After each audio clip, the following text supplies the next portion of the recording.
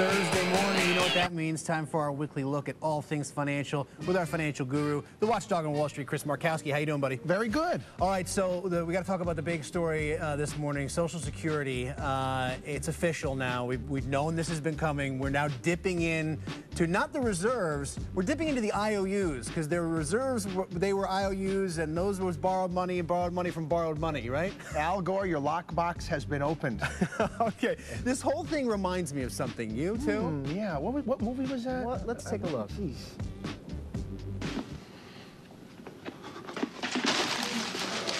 What is this? What is this? Where's all the money? That's as good as money, sir. Those are IOUs.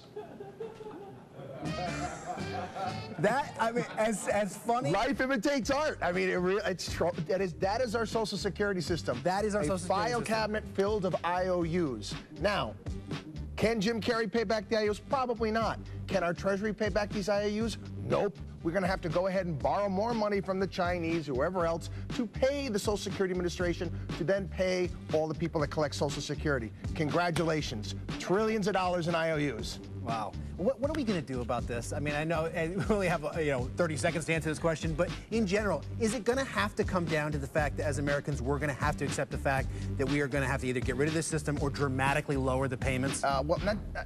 If you're getting Social Security now, it was promised to you, you're going to go ahead and get it. I don't think people that are in their 20s, 30s, 40s, and early 50s could say, you know what, we're going to raise the age a little bit. We're going to have to start dealing with this problem because it's just completely unsustainable. Yeah, it's a Ponzi scheme.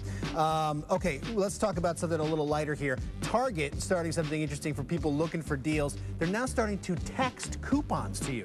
What do you think about this? I don't think it's a problem as long as you sign up for it. I mean, you don't want to be walking into a store, taking your phone's buzzing all over the place and getting it.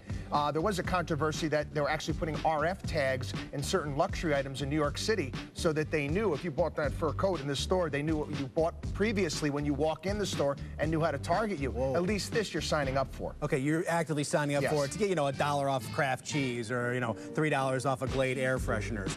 And by the way, if you're interested in that, we wanted to let you know you can text coupons to 827-438. Got it. You got that down? Yeah. Thank you, Mitch. Last but not least, we got to talk about this. This is the most ridiculous thing I've heard all week. There was a woman in Detroit who successfully sued the federal government for $100,000 under the Americans with Disabilities Act, claiming a coworker's perfume made it difficult for her to breathe on the job.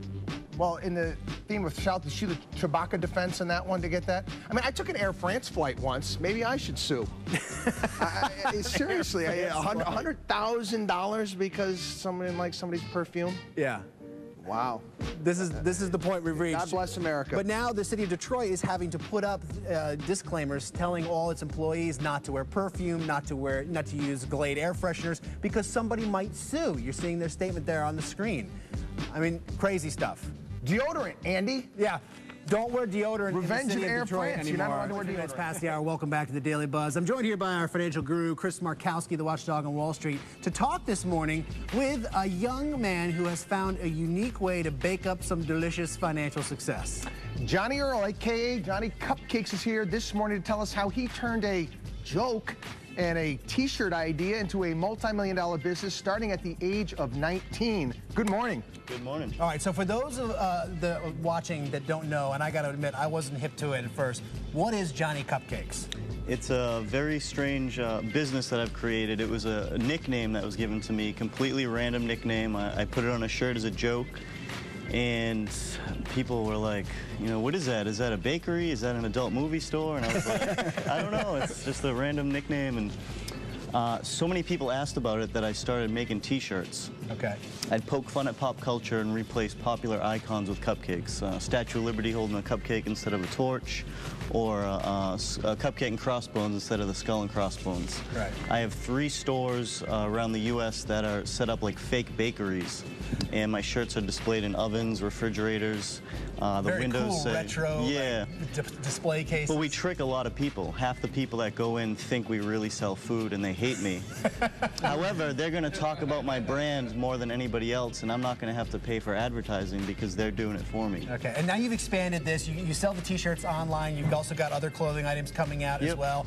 And it's really just an amazing story of entrepreneurship. I mean, here you are, 19 years old, no startup money, no ties with the big boys, no advertising, and now, a few years later, you're a multi-millionaire. And to me, it's just a great story in capitalism and just how you went out there and even snubbed the big guys. Yeah, I got really big offers from some of the biggest chain stores, and I could have made a lot of money real quick when I was still living with my parents too, but I was like, yeah, I'd much rather have longevity and a brand that people appreciate rather than selling out and making a quick buck. And it's yours too, because whenever you take money from somebody, then you have to present them a business plan and you have to do it exactly by the book, and you can't bend and turn the way you'd like to and make it your own, because you have to follow those types of rules. And I love your marketing with the movie theaters and the whole 80s retro stuff with you're doing the movies. You want to maybe explain to reviews with the Gremlins and all that stuff? I do a lot of community events where it brings out our customers, and every few months I'll rent out an old movie theater and get old movie reels, and we'll show Back to the Future and Pee-wee's Big Adventure, and we'll make T-shirts based around the movies and have people come out. And now you've got these legions of fans who sign up for to get your exclusive T-shirts, and this story, which is coupled with the fact that you don't do drugs or alcohol, is really inspiring, and that's why you're talking to college kids. You're in fact speaking at Full Sail tonight. Correct. So how did that whole lecture series get started? I got asked to do a lecture at Northeastern University, and I've never spoken in front of people before, but I brought extra deodorant, went there, and I said I'd never do it again, but I got so many emails from inspired students and teachers that I kept doing it, and I've done over 100 lectures so far in the U.S. and Japan, It's London. a great, great concept, and you really want to check this out on our website. A link to JohnnyCupcakes.com, both for the T-shirts and the inspiring story about success in the business world. We are taking a look at the financial landscape this morning with the Watchdog on Wall Street, Chris Markowski. Welcome back, Chris. Pleasure. Big story, Social Security. Okay, so Social Security, this is the first time, this year will be the first time that since the 80s, that it pays out more than it takes in, which is a big problem. Yeah, as we all know, because Bernie Madoff worked out real well for him. Right, right. The Ponzi scheme has caught up with us. We did have a surplus. We used to take in more than we doled out in Social Security, and so technically there was this $2.5 trillion dollar surplus, but the only problem was, well, the best way to explain it, take a look at this.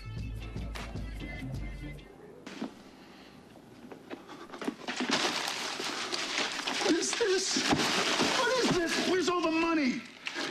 That's as good as money, sir. Those are IOUs.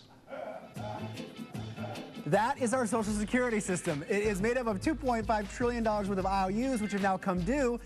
We've already spent the money on other programs, so now we got to go back to the Chinese and say, can we borrow on our borrowing? Yes, we're paying off one credit card with another credit card at this point in time. And the sad thing is, imagine if our fearless leaders in Washington, D.C., on both the left and the right, imagine if they actually saved that money, invested it, and put it away for us, what we'd be receiving in Social Security checks. So anybody in your 20s, 30s, and 40s, here's my best advice to you. Don't plan on getting Social Security, especially at the age that they're telling you when they send you that little account statement in the mail. Yeah. Call up and ask them if you can close your account. They're going to go tell you to take a hike. It's not going to happen. We need to start making some serious changes in regards to Social Security. The age needs to come up. Many, many different things need to be done, but this is a real dire circumstance we're facing right now. It's got to change because it's not sustainable where we're at right now. It's simply not sustainable. Well, yeah. I said this. We were talking about Bernie Madoff. We were talking about this before. If I was his lawyer, I would have went into the courtroom and said, hey, the government's doing the exact same thing my client was doing. He should get off. Good point. Okay, moving on to a lighter topic.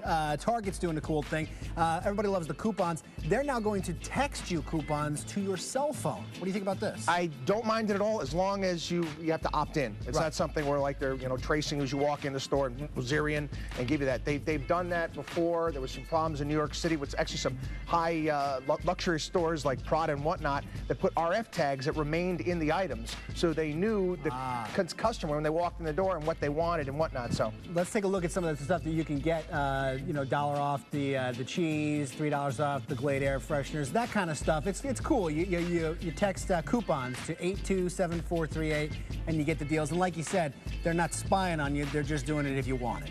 You got it. Okay. All right. Hey, if you have financial questions for Chris Markowski, head to our website, dailybuzznow.com. And there's his biggest fan, Mitch English. My gosh. Ladies. You are a mess. Next time, send him a love letter, Mitch. Maybe that would work better. Or text him. Or tweet text him. him. Facebook him.